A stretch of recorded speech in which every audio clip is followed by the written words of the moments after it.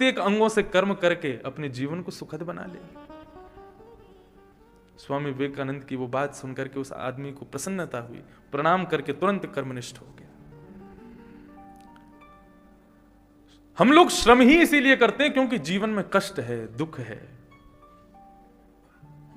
और यही बात वृषभ यानी कि धर्म परीक्षित से कह रहे हैं। परीक्षित ने जब ये बात समझी, कलयुग के पास गए और कलयुग से जाकर के कहने लगे, कौन हो, क्यों आए हो मेरे राज्य में? बोले, तो द्वापर आया, द्वापर गया, मैं आ गया, मुझे आप नहीं भेज सकते। लेकिन हां, इतना हो सकता है कि आप चाहें तो मुझे कुछ स्थान प्रदान कर सकते हैं। और बंधुओं, निसंकोच में इस बात को अपनी कथा में कहता हूं, जितने भी वैष्णव जन बैठे हैं सब ध्यान से सुने। केवल मात्र 5 स्थानों में कलयुग है, इसके अलावा अन्यत्र कहीं भी कलयुग नहीं है।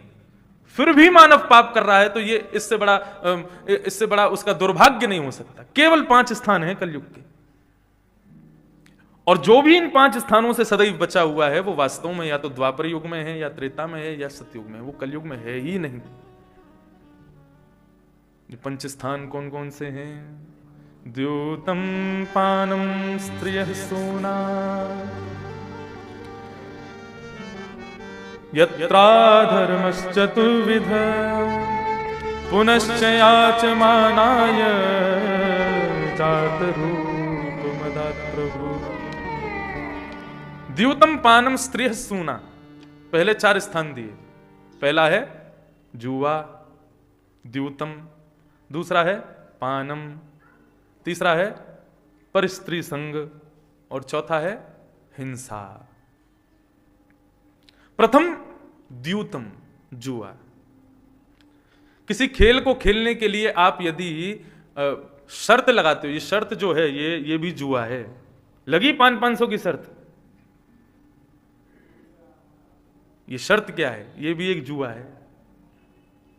शर्त लगा लो, वस्तुओं की लगा लो, गुलाब जामुन खिलाने की लगा लो, रसगुल्ला खवावे की लगा लो, ढोकला खिलाने की लगा लो, पैसे की मत लगाओ।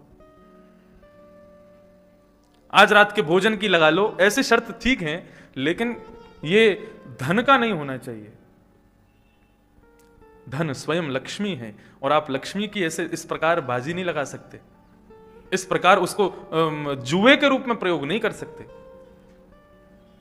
श्रीमद् भागवत में ऐल गीत आता है। जब सप्त गीत पर कथा की थी तब मैंने ऐल गीत कहा था, और ऐल गीत से पहले भिक्षुक गीत आता है। उस भिक्षुक गीत में यही भाव बताया कि जो व्यक्ति अपने धन का 2 प्रकार से, या तो व्यय बिल्कुल ना करता हो, बिल्कुल खर्च ना करता हो,